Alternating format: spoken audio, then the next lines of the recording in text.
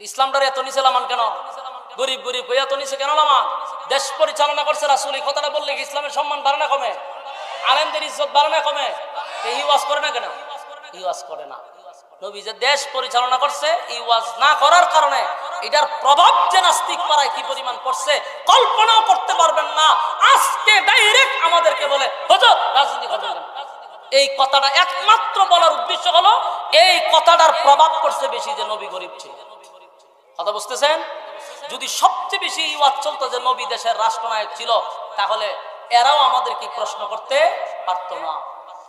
আল্লাহ বলেন ওয়াজাদাকা আইলান ফাআগনা, আপনি গরিব ছিলেন, আপনাকে ধনী বানাইছি, ধনী বানাইছি। খাদিজার কোটি কোটি টাকার সম্পদ ছিল রে। আল্লাহর নবীর কাছে বিবাহ বসার পরে সব সম্পদ নবীর কদমে ঢেলে দিছে, সব সম্পদ ইসলামের জন্য ব্যয় করছে। সুবহান।